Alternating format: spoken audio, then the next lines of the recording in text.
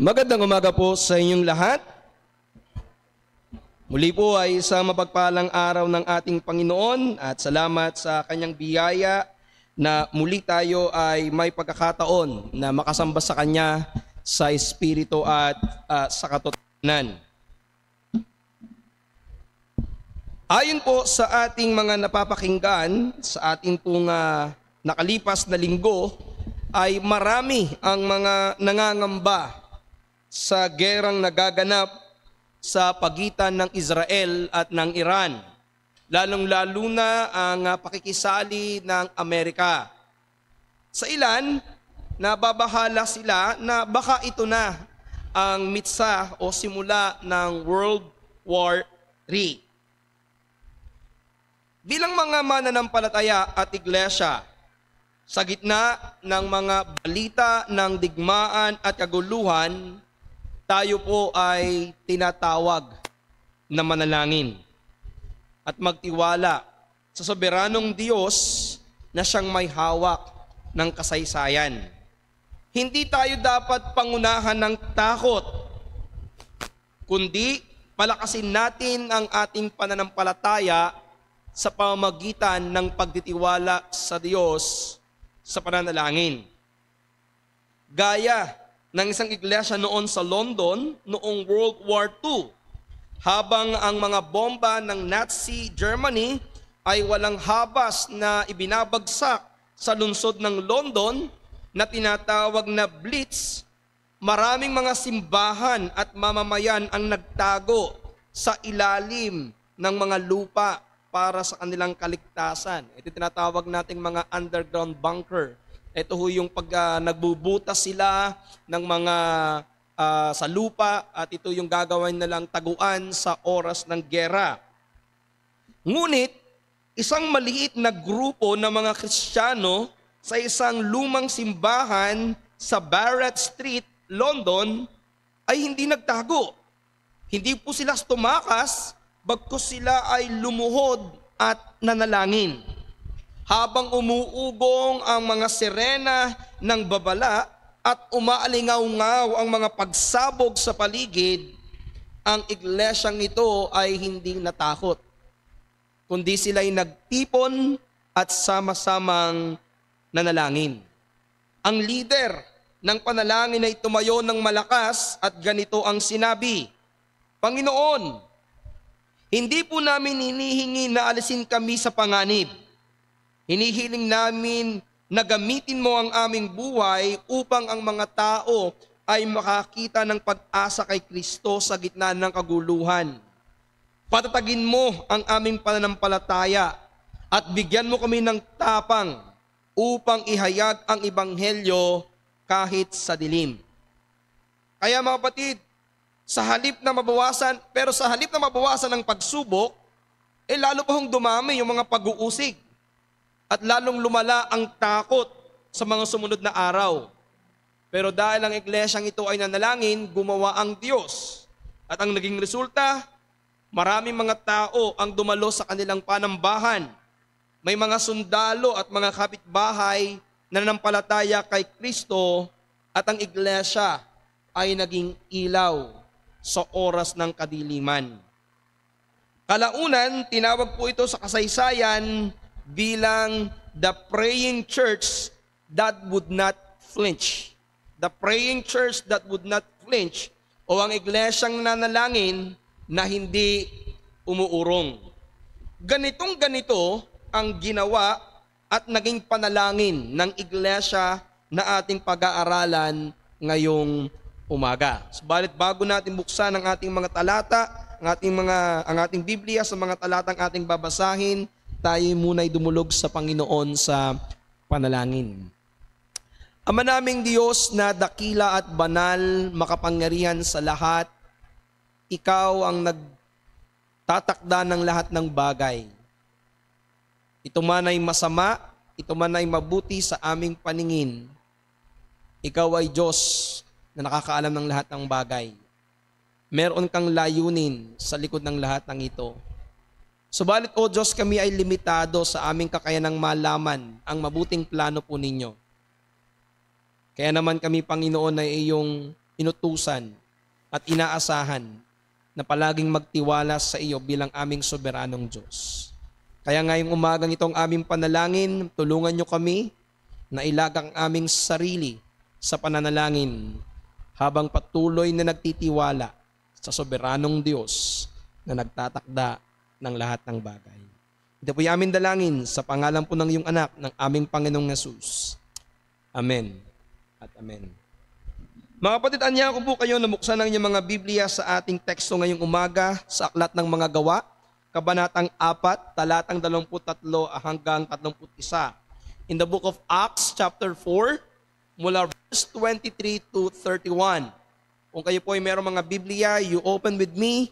At kung wala naman po kayo, meron po tayo sa ating screen at nais kong basahin sa inyo ang salita ng ating Panginoon.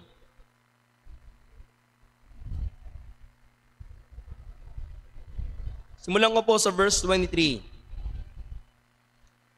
At nang sila'y mga pakawala na, ay nagsiparoon sa kanila ng mga kasamahan at iniulat ang lahat ng sa kanila'y sinasabi ng Pangulong Saserdote at ng matatanda. At sila, ng kanilang marinig ito, ay nangagkaisang itaas nila ang kanilang tinig sa Diyos at nangagsasabi, O Panginoon, Ikaw na gumawa ng langit at ng lupa at ng dagat at ng lahat ng nasa mga iyon. Nasa pamamagitan ng Espiritu Santo, sa pamamagitan ng bibig ng aming amang si David, na iyong lingkod ay sinabi mo, bakit nangagagalit ang mga hintil at nagsipaghaka ang mga tao ng mga bagay na walang kabuluhan? Nagsitayong handa ang mga hari sa lupa at ang mga pinuno ay nangagpisan-pisan laban sa Panginoon at laban sa kanyang pinahiran. Sapagkat sa katotohanan sa bayang ito'y laban sa iyong banal na lingkod na si Jesus, na siya mong pinahiran. Ang dalawa ni Herodes at ni Poncio Pilato kasama ng mga hintil at ang mga bayan ng Israel ay nangagpisan-pisan upang gawin ang anong naitakda na ng iyong kamay at ng iyong pasya upang mangyari. At ngayon, Panginoon, tingnan mo ang kanilang mga bala at ipagkaloob mo sa iyong mga alipin na salitain ang iyong salita ng buong katapangan. Samantalang iyong iniuunat ang iyong kamay upang mangagpagaling at upang mangyari nawa ang mga tanda at mga kababalaghan sa pangalan ng iyong banal na si Jesus. At nang sila'y makapanalangin na, ay nayanig ang dakong pinagkakatipunan nila at nangapuspos silang lahat ng Espiritu Santo at kanilang sinalita na may katapangan ang salita ng Diyos. Mga kapatid, binasa po natin ang salita ng Diyos mula sa Aklat ng Mga Gawa, Kabanatang 4, talating 23 hanggang 31. Nawa ay pagpalain ng Panginoon ang gagawing pangaral ng kanyang salita at nawa ang pagkamapanalangin at katapangan ng unang iglesia ay matutunan ng ating iglesia. Pinamagatan ko po ang ating mensahe ngayong umaga na matapang na pananalangin ng iglesia. Ngayong umaga, muli na po nating ipagpapatuloy ang ating pag-aaral sa Aklat ng Mga Gawa, Kabanatang 4. Pero para magkaroon tayo ng refreshment sa konteksto ng ating pag-aaral, mag-review muna tayo ng konti. Nung nakaraang mensahe natin, pinag-aralan natin ang matapang na pangangaral sa pangalan ng Panginoong Jesucristo. Ito yung matapang na pangangaral ni Pedro at Juan ng Ebanghelyo ng ating Panginoong Yesus sa portiko ni Solomon. At dahil dito ay 5,000 kaluluwa ang muling naligtas. Ang pangyayaring ito ay nagdala ng kabagabagan sa mga pinuno ng Hudyo, partikular sa mga Pariseyo at sa mga Saduseyo. Hindi dahil sa pinagaling nila ang lalaking lumpo, kundi dahil ipinapangaral nila ang Panginoong Yesus at ang kanyang muling pagkabuhay, at marami ang sumampalataya sa Panginoong Yesus. Inaakala nila na hindi karapat-dapat sina Pedro at Juan na mangaral sapagkat sila'y mga taong wala raw pinag-aralan. Kaya naman dahil dito ay dinakip nila sina Pedro at Juan at ikinulong ng isang gabi. Ito ay dahil hindi na sila pwedeng iharap sa Sanhedrin noong oras na yon. Kinabukasan, sila po ay iniharap sa Sanhedrin. Muli ang Sanhedrin, ito po yung parang korte na nagdedesisyon sa mga kasalanan na ginagawa ng tao. Ito man ay may kinalaman sa reliyon o sa sibil. Nung sila po iniharap sa Sanhedrin, tinanong sila kung sa kaninong pangalan at kaninong kapangyarihan nila ginawa ang pagpapagaling. Bilang sagot, buong tapang nilang ipinangaral ang ebanghelyo sa Sanhedrin. Sa halip na sila ay matakot sa posibleng gawin sa kanila ng Sanhedrin, nakita ito ng mga apostol ni Pedro at Juan bilang isang napakagandang pagkakataon upang ipangaral ang ebanghelyo ng ating Panginoong Jesucristo. Now, dahil wala pong maikaso ang Sanhedrin, dahil hayag at totoo na napagaling nila ang lalaking ito mula sa kanyang pagiging lumpo mula sa pagkabata, at totoo yung kanilang mga sinasabi patungkol sa kanilang ginawa sa Panginoong Hesus, kaya ang ginawa na lamang ng Sanhedrin ay kanilang binalaan, tinakot sina Juan at Pedro na huwag na silang mangangaral sa pangalan ni Jesus. Ang teksto natin ngayong umaga ay ang kasunod na nangyari. Sila po ay pinalaya na. Ngayong umaga, nakikita natin kung ano yung pinakatamang tugon sa bawat pag-uusig na darating sa ating buhay bilang isang iglesia at bilang isang mananampalataya. At ito yung mensahe na gusto kong kuhanin natin ngayong umaga.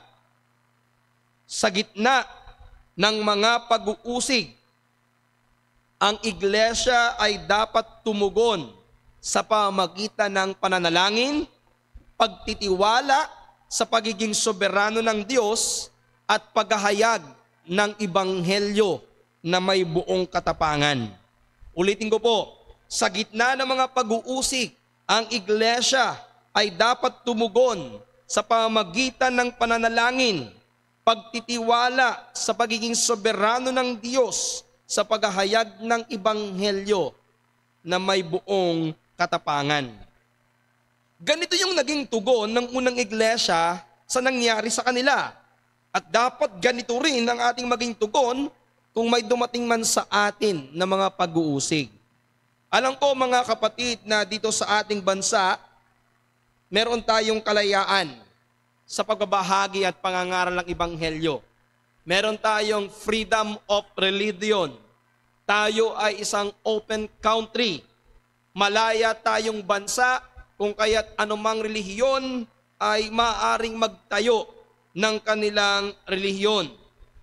Kaya siguradong hindi tayo masyadong makaka-relate sa kung ano yung nangyari, lalo na sa susunod na mga pag-aaral natin.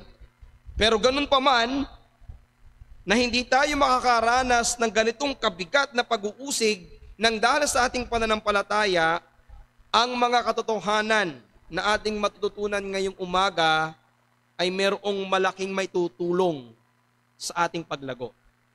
At dalawang puntos po ang nais ko na pag-usapan natin ngayong umaga.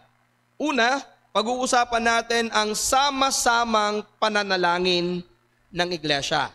Pangalawa, pag-uusapan natin ang sama-samang pagtitiwala sa soberanong Diyos. Una, ang sama-samang pananalangin ng iglesia mula verse 23 and 24. Muli kong basahin sa inyo, 23, at nang sila'y mangagpakawala na, ay nagsiparoon sa kanilang mga kasamahan at iniulat ang lahat ng sa kanila'y sinabi ng mga pangulong saserdote at ng matatanda. At sila, ng kanilang marinig, ito ay nagagkaisang itaas nila ang kanilang tinig sa Diyos. So pansinin natin dito na matapos pakawalan, mula sa pagkakulong ng isang araw, ang unang ginawa ni Pedro at Juan ay hanapin ang mga kapatid. Hanapin ang nagtitipong iglesia. Hindi po sila nagtago, hindi sila nanahimik, hindi sila pinanghinaan ng loob, sa halip, ang agad nilang ginawa ay hinanap nila ang kanilang church. Hinanap nila ang kalipunan ng mga mananampalataya. Ang tanong dito, bakit ang iglesia ang kanilang hinanap? Bakit hindi po ang kanilang pamilya? Ang sagot, dahil alam nila na ito ay isang espiritual na pakikibaka. Kaya ang kailangan nila ay mga espiritual na kasama. Ang kailangan nila ay yung nakakaunawa sa kanilang pinagdaraanan. Mga kapatid, ito ang tandaan natin. Simula nung tayo ay sumampalataya sa ating Panginoong Jesucristo, nagkaroon na tayo ng bagong pamilya. Nagkaroon tayo ng isang malaking pamilya. Ito ay ang pamilya ng Diyos, ang kanyang iglesia. Hindi po sa binabaliwala na natin ang ating mga mahal sa buhay o ang ating pamilya. Family will always be our family. In darkness or in light, sa kahirapan, sa mga problema, our family will always be there. But sa larangan ng ating pananampalataya, sa larangan ng ating pong spiritualidad, bukod sa ating pamilya, ang kailangan natin ay ang mga kapatiran, ang iglesia. Sa usaping espiritual, ang kailangan natin ay yung mga tao na nakakaunawa sa ating pinagdaraanan. Dahil kung hindi pa mananampalataya ang ating pamilya, kapag sinabi natin sa kanila ang pag-uusig, baka sila pa ang magdagdag. At ang sabihin sa iyo, sinabi ko na nga sa iyo huwag ka nang umanib dyan yan ngayon. Kaya hindi mo pwedeng sabihin sa iyong mga pamilya na hindi mananampalataya ang mga pinagdadaan mo nang dahil sa iyong pananampalataya. Kaya isang mabuting bagay ito mga kapatid na ilapat mo, idikit mo, isama mo ang iyong sarili sa iglesia. Dahil sila lamang ang maaari mong makasama sa iyong pakikibaka sa espiritual na pakikipaglaban. Now, ngayon, bago po makarating sina Pedro to Juan sa pinagtitipunan ng iglesia, sigurado ako na pinag-uusapan na ng iglesia kung ano ang nangyari kina Juan at Pedro. At sigurado din ako na ang ginagawa ng iglesyang ito ay nagtitipon, nagsasama-sama sa pananalangin. At ito yung makikita natin na kanilang patuloy na ginawa. Pagdating ni Pedro at ni Juan, agad nilang isinalaysay. Ito na sina Pedro, galing sa kulungan, galing sa korte. Pagdating nila sa nagtitipon na iglesia, sila ay nagsalaysay, sila ay nagpulat ng lahat ng nangyari sa kanila. Hindi nila itinago yung mga detalye. Kaya sigurado tayo na isinalaysay ni na Pedro ang mga tanong na ibinato sa kanila ng Sanhedrin, kung paanong sila ay sumagot at kung paanong sila ay mahigpit na pinagbawalan na mangaral sa pangalan ng ating Panginoong Jesucristo. At sigurado rin ako na isinalaysay ni na Pedro at Juan kung paanong sila ay pinuspos ng Banal na Espiritu at binigyan ng karunungan at ng katapangan na makasagot sa harapan ng Sanhedrin. At lalo tigit, kanilang ibinahagi ng merong kagalakan ang pagkakataon na makapagbahagi ng Ebanghelyo sa harapan ng mga hindi sumasampalatayang Sanhedrin. Sa kanilang pag-uulat, wala tayong makikitang pahiwatig na sila po ay nadismaya, na-discourage o nawala ng pag-asa. Wala tayong sense na makikita na sila ay natakot sa banta ng Sanhedrin. Ang tanong natin, paano ba natin nasabi na hindi sila natakot?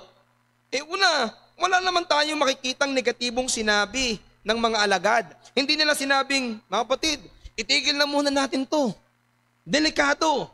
Mga kapatid, maghukay tayo sa lupa at magtago tayo roon na parang mga daga. Hindi rin sila nagmumungkahi na wag na muna tayong mangaral ng Ebanghelyo. Mga kapatid, mainit tayo ngayon. Palamig muna tayo. O kaya hindi sila nagsuggest na doon na lang tayo mangaral sa ibang lugar, yung walang pag-uusig. Lahat ng ito, hindi nating narinig sa pag-uulat ni na Pedro at Juan. Bagkus, ginawa lamang ni na Juan dito, ipinaalam nila sa kanila yung pag-uusig na darating sa kanila.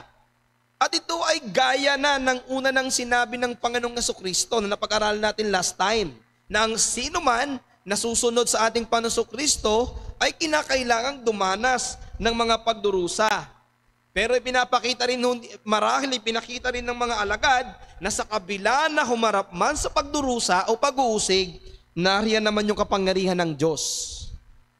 Upang sila ay tulungan, ingatan, palakasin, at bigyan sila ng karunungan at tapang sa pagharap sa mga kalaban ng ating Panginoong Hesus. Now, pansinin niyo ito mga kapatid.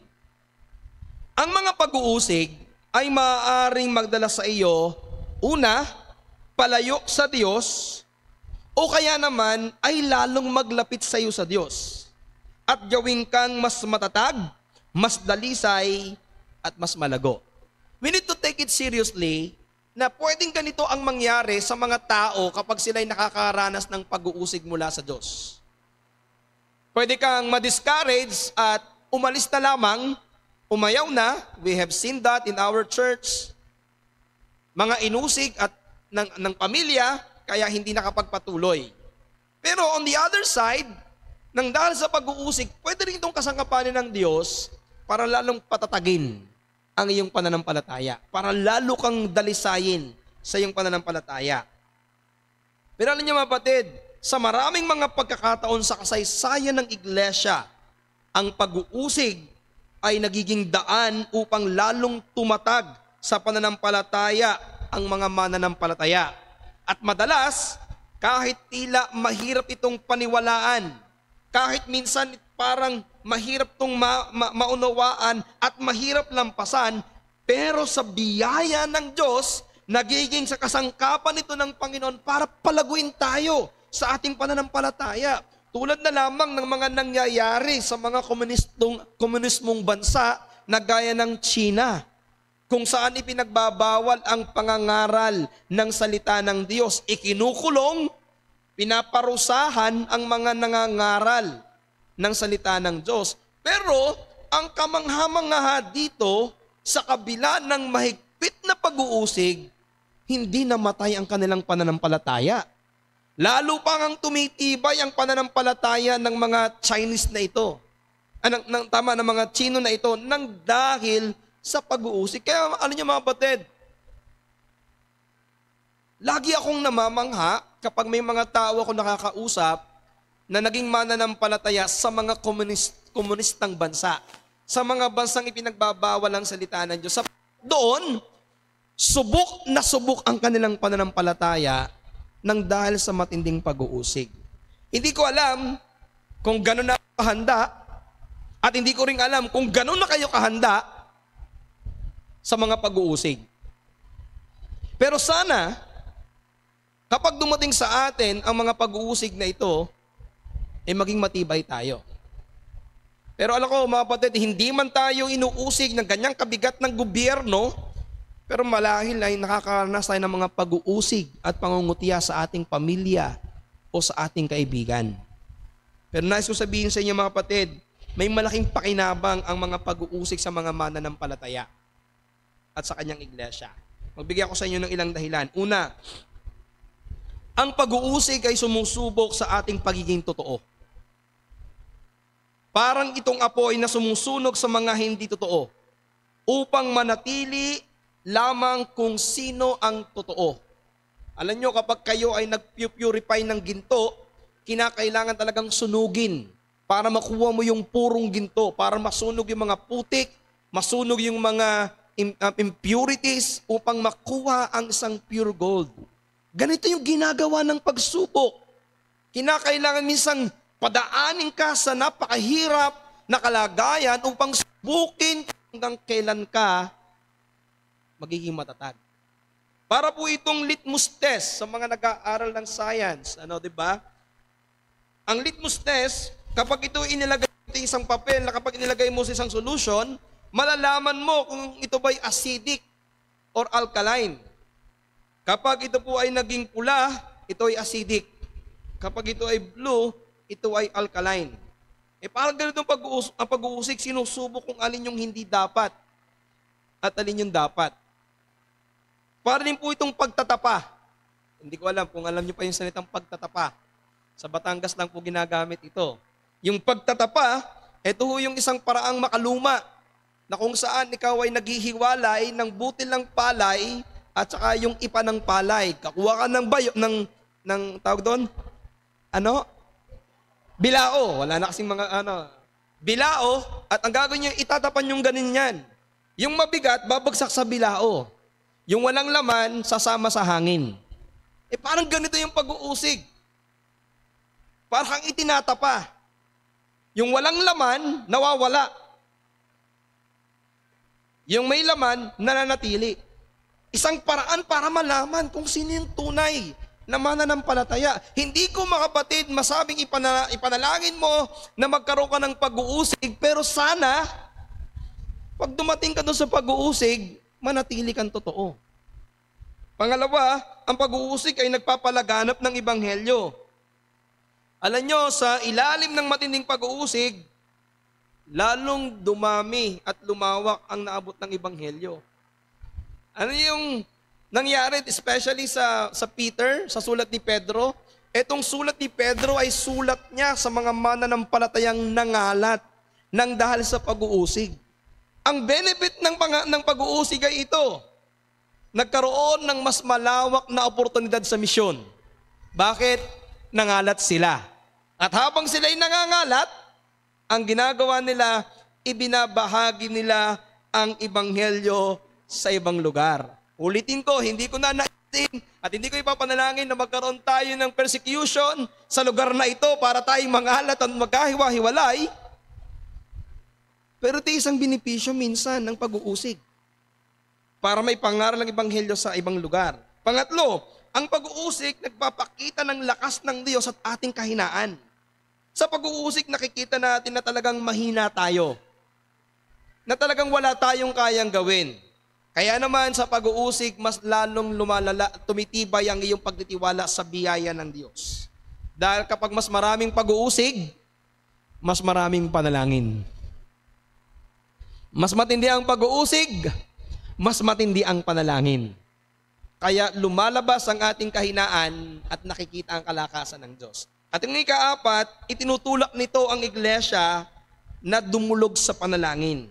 Sapagkat natututunan natin na ang Diyos lamang ang pwedeng kanlungan at pagtiwalaan at maaring lapitan sa oras ng ganitong kalagayan. Kaya ang punto ko sa inyo, mga kapatid, kapag tayo ay dumaranas ng pag-uusig o pagsubok, dapat nating hayaan na ang mga ito ay maglapit sa atin, sa kapwa mananampalataya upang sama-samang ilapit ang ating mga dalahin sa makapangyarihang Diyos. And that is the essence, the importance of prayer meeting.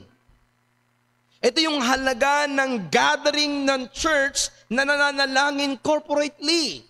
Sapagkat kapag ikaw ay merong mga suliraning spiritual, kapag ikaw ay merong mga dalahin sa iyong pananampalataya, the best place to share it is inside the church. So hindi lang tayo nananalangin na pagilingin ng isang taong ito na may karamdaman, pagpalain ng ating mga negosyo, ang ating trabaho, pero isa sa mga prioridad na dapat ginagawa natin at naibabahagi natin sa oras ng pananalangin ay yung mga kabigatang espiritual na ating pinagdaraanan. Yung mga endeavor ng ating pag-iibanghelyo.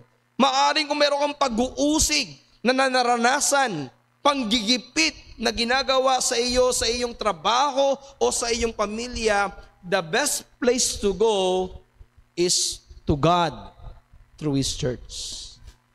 Ito yung pinakamagandang gawin. Kaya mapatid, ang mga pagsubok o pag-uusig ay hindi dapat magpahina o magpahiwalay sa atin sa kapatiran, kundi dapat dalhin tayo nito na magkaisa sa pananalangin. Church, listen to this. Kapag nakakaranas ka ng pag-uusig ng dahil sa iyong pananampalataya, the best option is go to church. Ang pinakamagandang option o pagpipilian ay pumunta sa iglesia para manalangin. Hindi lumayo, hindi i-isolate ang iyong sarili. Sa halip na, pasahin niyo po dito, sa halip na magtago, manahimik, sina Pedro at sina Juan at ang mga alagad ng dahil sa pagsubok, anong ginawa nila? Nagsama-sama sila sa pananalangin. Anong unang reaksyon nila sa pag-uusig?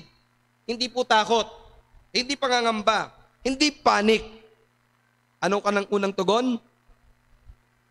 Panalangin ng sama-sama. Mga kapatid, tingnan niyo po kung gaano kaganda ang salita ng Diyos tungkol sa panalangin. I'll be reading you some verses from the scripture. You may follow me sa mga talatang ito. Sabi ng Santiago, chapter 5, verse 13, may napipighati bagas sa inyo, siya'y manalangin. Sabi ng awit 50, verse 15, at tumawag ka sa akin sa kaarawan ng kabagabagan, ililigtas kita at iyong luluwalhatiin ako. Pilipos chapter 4, 6-7, huwag kayong mabalisa sa anumang mga bagay, kundi sa lahat ng mga bagay sa magitan ng panalangin at daing na may pagpapasalamat ay ipabatid ang inyong mga kahilingan sa Diyos. At ang kapayapaan ng Diyos na di masayod ng pag-iisip ay mag-ingat ng inyong mga puso at ng inyong mga pag-iisip kay Kristo Jesus. 1 Peter chapter 5 verse 7, na inyong ilagak sa Kaniya ang lahat ninyong mga kabalisahan sapagkat siya'y nagmamalasakit sa inyo. And last verse, awit 34 verse 17, ang matuwid ay nagsisidaing at dinirinig ng Panginoon at inililigtas sila sa lahat nilang mga kabagabagan. Can you hear that? Napakinggan nyo ba yung napakagandang pagsisigurado ng Panginoon sa mga taong nagtitiwala sa Kanya sa panalangin?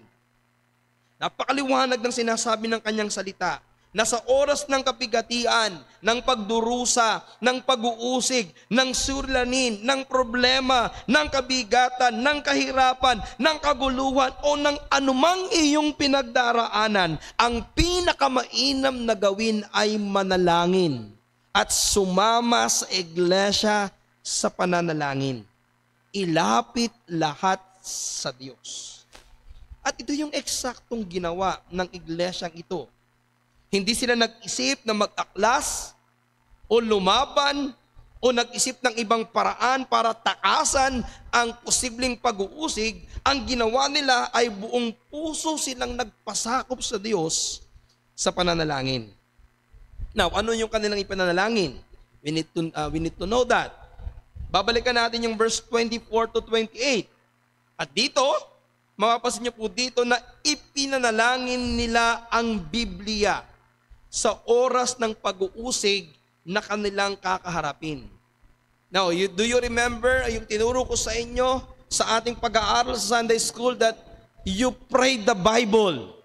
Ipanalangin mo ang Biblia. Ang ibig sabihin noon, you pray the words of the Bible, the words of God.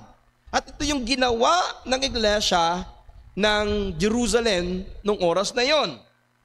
Kaya anong punto natin? Ang pinakamainam na mga panalangin ay yung nakabatay sa banal na kasulatan na direktang inilalapat sa ating kasalukuyang kalagayan at pangangailangan. Ang ginawa po ng iglesyang ito, they pray the Bible. Yung verse 24 to 28 ay quotation na nagmumula sa Psalms chapter 2, 1 to 4. Ang ibig sabihin, by memory, kanilang ipinalangin yung sinabi mismo ng salita ng Diyos.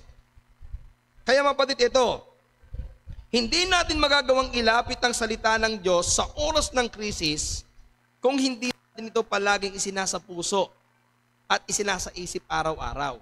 Sa madaling salita, ang tamang panahon upang hanapin ang karunungan ng Diyos sa pamamagitan ng Kanyang salita ay bago paman dumating ang krisis sa iyong buhay.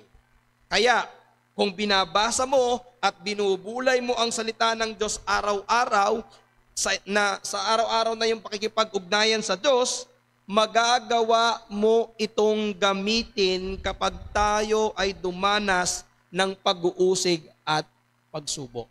May sabihan tayo sa Pilipino na kapag may isinuksok, kapag may itinanim, pwede nating i-apply ito sa salita ng Diyos. Kapag may isinuksok ang salita ng Diyos sa iyong isip at sa iyong puso, meron kang madudukot sa oras na kailangan mo ng karunungan. Kapag meron kang itinanim na salita ng Diyos sa iyong puso, meron kang makaani sa oras ng pangangailangan. Kaya napakahalaga na ang salita ng Diyos ay ating pinapag-aralan sapagkat ito ay magagamit sa oras ng kapigatian. Sa oras ng pagsubok, i-quote mo sa iyong isip ang salita ng Diyos. For example, naalala nyo noong Panginoong Yesus ay tinutukso ni Satanas? Sa Matthew chapter 4, ano yung malimit yung maririnig na sinasabi ng Panginoon 3 times? As it is written. Gaya ng nasusulat. The Lord is using the Word of God para labanan ang tukso na ibinabato sa kanya ni Satanas. Ang ginawa ng iglesyang ito, ginamit nila yung salita ng Diyos na nasa kanilang isip at sa kanilang puso. Ito yung kanilang ipanalangin upang magkaroon ng kalakasan sa oras ng pagharap sa pag-uusig.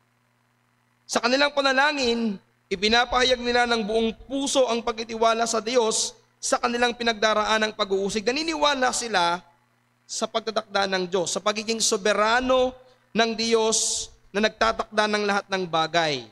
Kaya mapapansin nyo dito kung paano sila nanalangin. Balikan nyo yung verse 29. This is the end of their prayer. Sabi ng 29, at ngayon, Panginoon, tingnan mo ang kanilang mga balak, yung kanilang mga balak, yung kanilang mga paraan, at ipagkaloob mo sa iyong mga alipin, sa kanila, ang salita, na salitain ang iyong salita ng buong katapangan. Now, tingnan niyo yung panalangin na ito. Hindi nila ipinanalangin na alisin sila sa pag-uusig. Take note of that. It is very important truth. Hindi nila ipinanalangin na alisin sila sa pag-uusig o alisin ang pag-uusig sa kanila. Bakit? Dahil alam nilang kasama yun sa plano ng Diyos. Alam nila na kasama sa plano ng Diyos na ang mga mananampalataya ay makakaranas ng pag-uusig sa mga hindi mananampalataya. Nauunawaan nila ito na kasama yon sa buhay Kristiyano. Ang ipinalangin nila ito, hindi alisin ang pag-uusig. Kasi expected. Kundi, magkaroon sila ng tapang para harapin ito. Magkaroon sila ng tapang sa pangangaral ng Ebanghelyo. Nawalan nyo itong ganitong kaisipan ng mga alagad, kanino nila ito natutunan? Sa Panginoong Hesus mismo. Natutunan nila, ito yung tamang panalangin. Do you still remember? John chapter 17, verse 15. Napag-aralan po natin ito sa ating serye sa Aklat ng Juan. Anong sabi doon? John 17:15, hindi ko hinihiling na alasin mo sila sa sanlibutan, kundi ingatan mo sila sa tama. Ito'y bahagi ng tinatawag nating priestly prayer ni Christ. At sa kanyang priestly prayer, ang kanyang hiningi ay hindi alisin ang mga alagad sa sanlibutan, kundi ingatan mo sila. Ang ibig sabihin ganito, hindi pinag-pray ng Panginoon na nung sumampalataya ng mga alagad, una, kuhanin mo na agad sila. Maganda sana kung ganun, ano? Pagkatapos mong sumampalataya, Panginoon, naniniwala na ako sa iyo. Sumasampalataya ako sa iyo. Tapos putol lang hininga mo. Patay agad. Hindi ganun eh. Marami at ang natural na paraan, ang isang mananampalataya ay nabubuhay pa. Nananatili. Hindi naman tayo katulad noong nakapako sa krus na pinangangkuhan ng Panginoon. Ngayon din, isasama ka na sa paraiso. Hindi ganun eh. Ang nangyari po, tayo ay binubuhay ng Diyos. At dahil po tayo binubuhay ng Diyos, anong panalangin ng Panginoon? Ang panalangin niya, patatagin mo sila, ingatan mo sila. Kaya sa halip na ipag-pray niya, ang kanilang pag-alis, ang ipinag-pray ng Panginoon ay proteksyon laban sa masama, partikular na kay Satanas at sa kapangyarihan ng kasalanan. Ang ipinalangin niya sa kanila ay katatagan ng pananampalataya sa pagharap ng pagsubok. Ipinapakita po nito na mahalaga pa sa plano ng Diyos na ang mga mananampalataya ay manatili muna sa mundo para maging kanyang mga saksi. Kung saan dumaan man sila sa hirap o mga pag-uusig, hindi sila dapat matakot at mabalisa sapagkat sila ay nasa ilalim ng proteksyon at pag-iingat ng Diyos. Now, ano yung magandang aplikasyon na pwede nating makuha dito? Ito. Siguro mas maganda na baguhin natin ang nakagisnan nating pananalangin kapag nagdudusa tayo o kapag nahihirapan tayo o kapag inuusig tayo. Bakit? Anong ibig sabihin? Ano ba yung malimit na panalangin nyo kapag may pagdurusa, pag-uusig? Panginoon, alisin mo na po sila. Panginoon, alisin mo yung pagdurusa ko. Panginoon, kapag mayroong karamdaman, anong lagi nating panalangin? Panginoon, alisin mo na yung karamdaman. Alam nyo, sa ngayong umaga, napagtanto ko, at nung inaaral ko to, siguro dapat nating baguhin ang panalangin natin. Na huwag nating lagi yung panalangin alisin. Kundi ang panalangin natin, patatagin tayo. Dapat nating unawaan na kasama sa soberanong plano ng Diyos, maging ang karamdaman, ang pagdurusa, ang pag-uusig. Anong dapat nating panalangin? Lord, hindi yung tanggalin mo yung mga bagay na ito, kundi Panginoon, patatagin mo ako. Panginoon, kinikilala ko na may problema, may pag-uusig, may mga kabigatan. Ang panalangin ko, bigyan niyo po ako ng kakayanan, ng karunungan, upang aking mapagtagumpayan at malampasan ang mga problemang ito. Bakit? Bakit yun ang magandang panalangin? Sapagkat mas titibay ang pananampalataya mo sa mas mahabang pag-uusig o problemang kinakaharap mo. Bakit? Kapag mas mahaba ang problema, mas mahaba kang mananalangin. Kapag mas mabigat ang iyong problema, mas matindi ang iyong pananalangin. Kaya kapag ang iyong sakit, ngayong araw na ito ay sobrang sakit at bukas ay wala na, ay di ngayon ka lamang mananalangin, bukas hindi na. Pero kapag 1 taon, 2 taon ng iyong sakit, 2 taon kang nananalangin. Ito yung nakita natin sa ating teksto. Hindi nila ipinanalangin na alisin ng pag-uusig. Ang ipinanalangin nila, Panginoon, patatagin nyo kami, palakasin nyo kami, bigyan nyo kami ng katapangan na ipangaral ang Ebanghelyo. Let me give you illustration. Si John Bunyan, na siyang may akda po ng kilala at tanyag na aklat na Pilgrim Progress, mas pinili niya po na mabilanggo kaysa itigil ang pangangaral ng Ebanghelyo. Ang sinabi ni John Bunyan, kung titigil ako, tatahimik akong lalabag sa Diyos. Kung magpapatuloy ako, maaari akong mabilanggo o mamatay. Pero sabi ni John Bunyan, pero mas pipiliin kong mabilanggo na kasama ang Diyos kaysa malaya na hiwalay sa Diyos. Ito ho yung magandang makita natin sa iglesyang ito. Mas pinili nila na magdusa na kasama ang Diyos kaysa sila ay payapa na hindi kasama ng Diyos. Ito yung panalangin ng isang tunay na disipulo. Hindi mo hinahangad ang kaginhawaan, kundi ang katapangan para kay Kristo. Now, ano yung nangyari pagkatapos nilang manalangin? What happened after they pray? 31. At nang sila'y makapanalangin na, ay nayanig ang daong pinagkakatipunan nila at nangapuspos silang lahat ng Espiritu Santo at kanilang sinalita na may katapangan ng salita ng Diyos. Answered prayer. Agad-agad. The Lord answered their prayer. Sa magitan ng pagyanig sa kanilang lugar na pinagtitipunan. literal na lumindol sa kanilang lugar. At alam nyo, itong paglindol na ito, malimit sa banal na kasulatan, ito yung pagpapakita ng kapangyarihan ng Diyos maging sa kalikasan. Do you still remember yung binasa natin kanina sa verse 24? Yung dulo ng verse 24, ang sabi nila sa kanilang panalangin, O Panginoon, Ikaw na gumawa ng langit at ng lupa at ng dagat at lahat ng nangasa mga yaon. Kinilala nila in their prayer that God is the creator, the owner, the most powerful in everything. Kaya anong ginawa ng Panginoon? Yanig niya yung lupa na kanilang pinagtitipunan. At hindi lamang po yan pagkapakita ng kapangyarihan ng Diyos, it also shows the presence of God. That God is there. Kasi pinayanig ng Panginoon yung kapangyarihan ng Diyos ay nasa kanila. At sabi po ng talata, muli silang pinuspos ng Banal na Espiritu upang may pangaral ang Ebanghelyo na may buong katapangan. So the point is this, mga kapatid. Ang tanging pagmumulan ng tapang sa pangangaral ng Ebanghelyo ay ang banal na Espiritu sa pamamagitan ng pagtitiwala sa Kanya sa pananalangin. Kaya ang hamon ko sa inyo, maging mapanalanginin sa bawat gawa ng pag-iibanghelyo. Tandaan na ang tapang sa pag-iibanghelyo ay nagmumula sa banal na Espiritu at hindi sa tao. May isang sundalo nung panahon ng digmaan na tuwing sila po ay aatakihin, ang sundalong ito ay nawawala. Nagtataka yung kanilang mga kasama at palagi nilang hinahanap itong kanilang kasamang ito, pero hindi nila makita.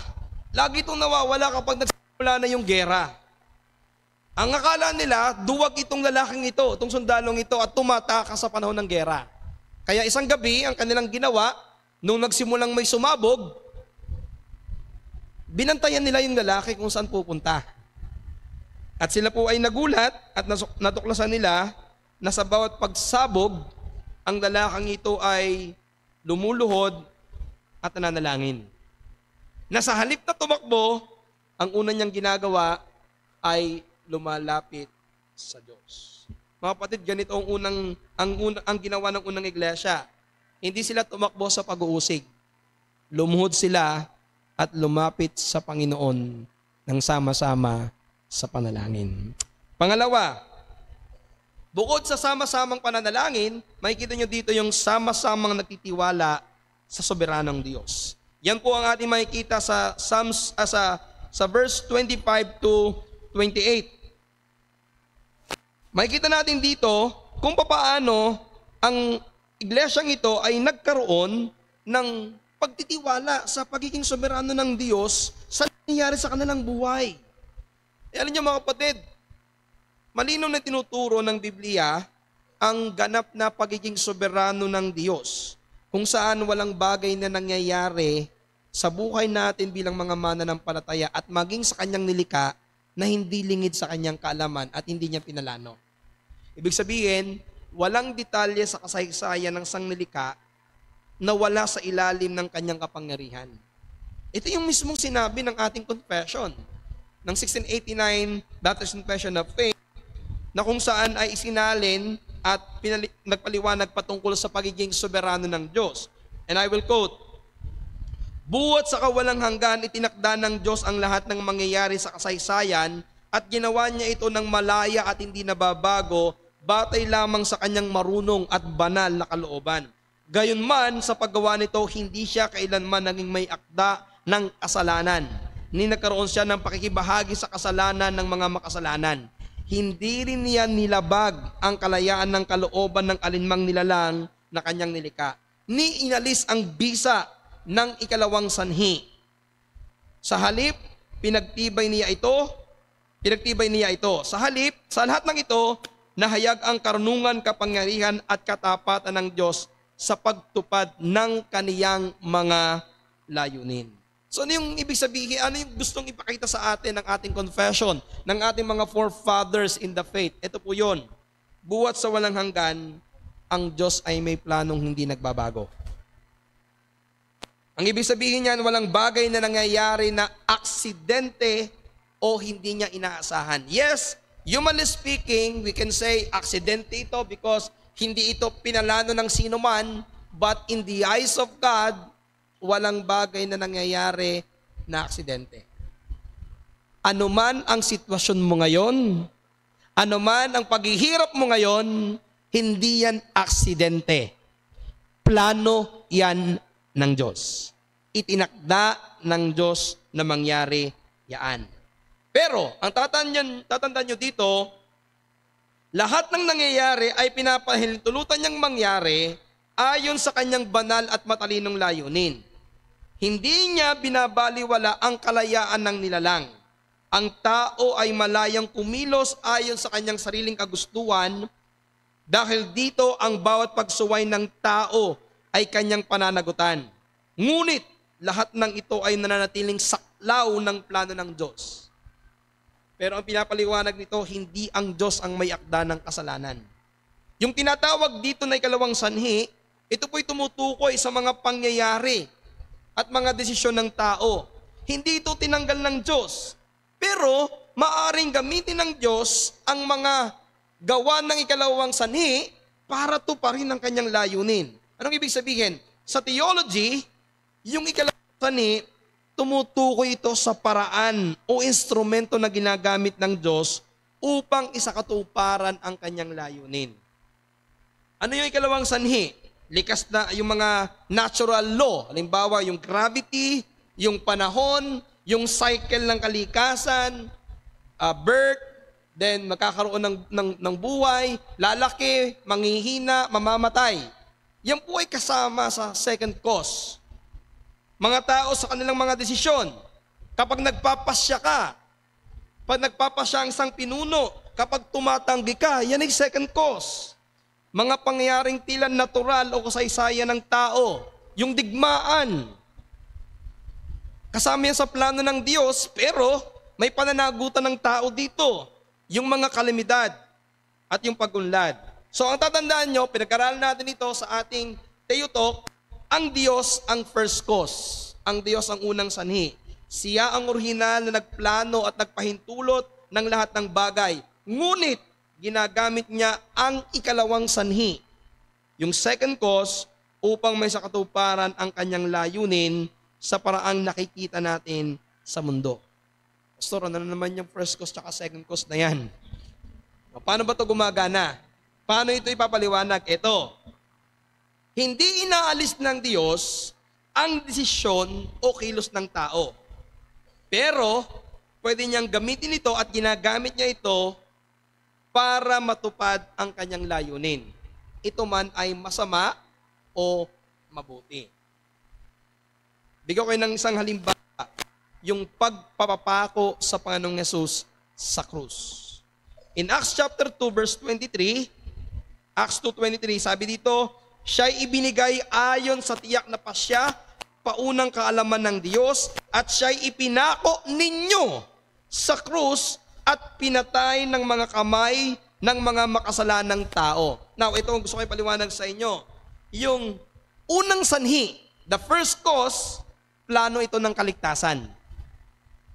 Ang Diyos ang nagplano na ang kanyang anak ay ipakaw sa krus.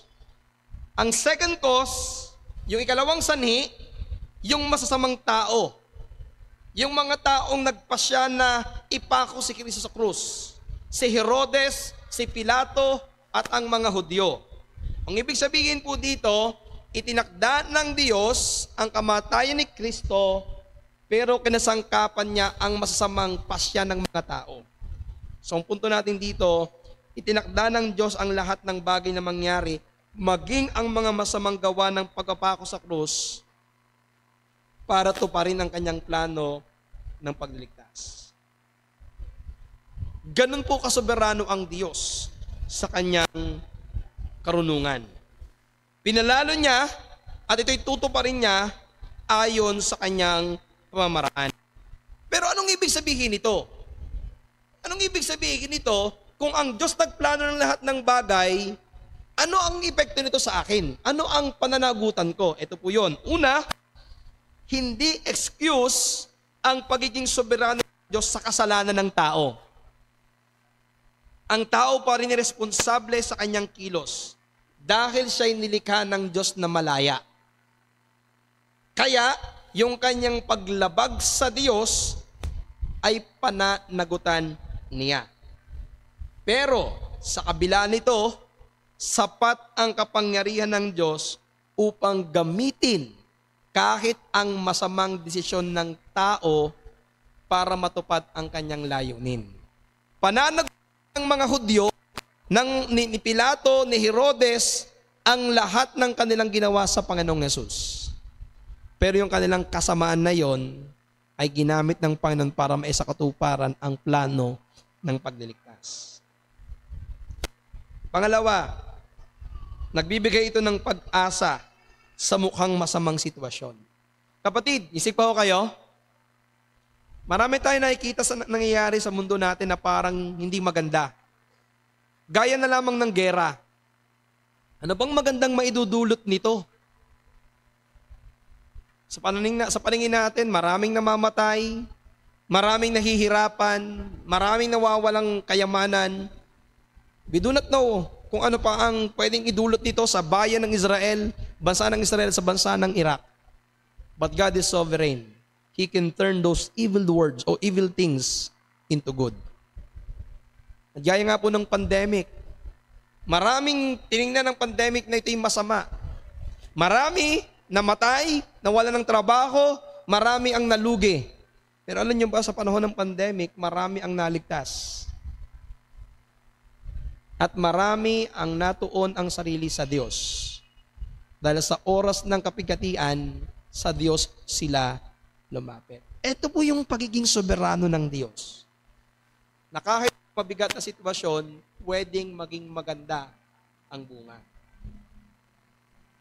Ginamit ng Diyos ang kanyang kapangyarihan upang ang lahat ng bagay ay umayon sa kanyang kalooban.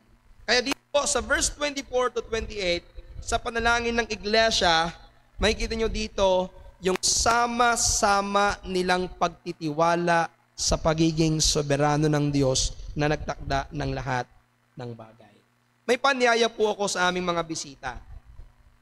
Sa aming mga bisita at mga regular na dumadalo, maliwanag po sa mga talatang ito na binasa natin kanina na ang Diyos ay soberano. Pinalano niya ang lahat ng bagay ayon sa kanyang soberanong pagpapasya. At hindi mo may kakailangang katotohanan na ikaw ay isang makasalanan. Na ikaw ay parurusahan ng dahil sa iyong mga kasalanan gaya ng mga Hudyo at ng mga pinuno ng Hudyo na tumanggi sa Panginoong Yesus. Mga bisita po namin, mga regular naming bisita, ganito ang sasapit. Parurusahan kayo ng Diyos ng dahil sa inyong mga kasalanan. Parurusahan kayo ng Diyos ng dahil sa inyong pagtanggi, ng dahil sa inyong pagtsuway, ng dahil sa inyong pagbaliwala sa Kanya. Ito man ay inyong alam o hindi, paniwalaan nyo man ito o hindi, tanggapin nyo man ito o hindi, pero ito yung katotohanan. Dahil ikaw ay nagkasala, parurusahan ka ng Diyos. Tatapon ka niya sa dagat-dagatang apoy ng impyerno nang dahil sa iyong kasalanan. Itinakda na ng Diyos na ang tao ay mamatay ng minsan nang dahil sa kasalanan. Itinakda ng Diyos na ang mamatay sa kasalanan ay kanyang parurusahan.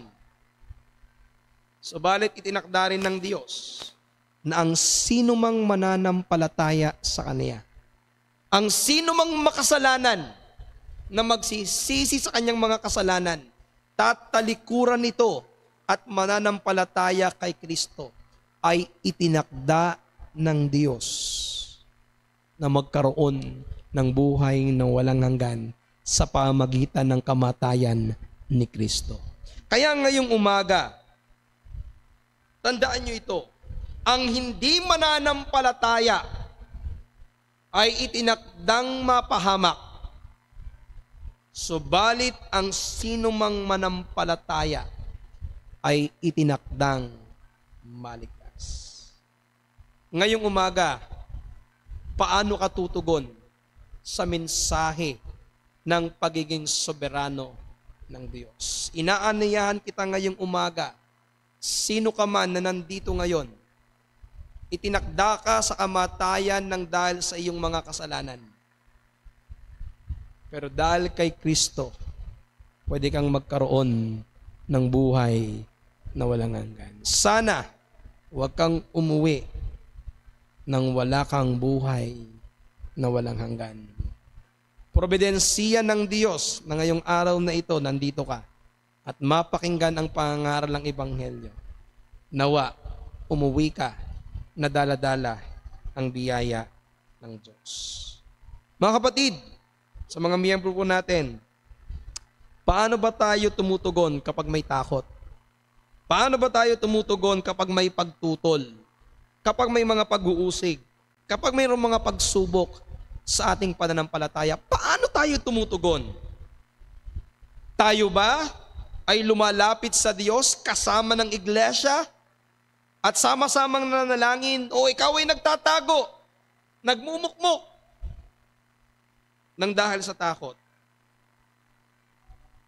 O ikaw ba ay tumitingin na nagtitiwala sa soberanong plano ng Diyos at hindi ka natitinag sa anumang sitwasyon na iyong pinagdaraanan dahil buo ang iyong tiwala sa Diyos na anuman ang kanyang ipinasya ay para sa kanyang kaluwalhatian kahit ang napakahirap na sitwasyon sa ating buhay.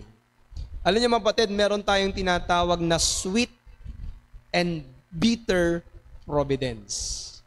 Ang sweet providence, ito yung mga probidensiya ng Diyos na maganda sa ating pakiramdam. Masagana ang buhay, malakas ang katawan, maayos ang pamilya, maayos ang buhay mo. Pero may mga pagkakataon dadaan ka sa bitter providence. Ang ibig sabihin nito, dadaan ka sa mga mabibigat na pagsubok na gaya ng pinagdaanan ni Job, gaya ng pinagdaanan ni Joseph, gaya ng pinagdaanan ng maraming mga Israelita, gaya ng pinagdaanan ng mga apostol, gaya ng pinagdaanan ng Panginoong Yesus. Dumana sila ng mga mapapait, mahihirap, masasakit na sitwasyon ng kanilang buhay. Pero paano sila tumugon? Paano nila hinarap? Anong sabi ng Panginoong Yesus? Not my will, but thy will be done. Panginoon, hindi ang kalooban ko, ang kalooban mo ang mangyari. Mapatid, harapin natin ang lahat ng pag-uusig at pagsubok sa buhay na may buong pagtitiwala sa soberanong Diyos. Bilang hamon,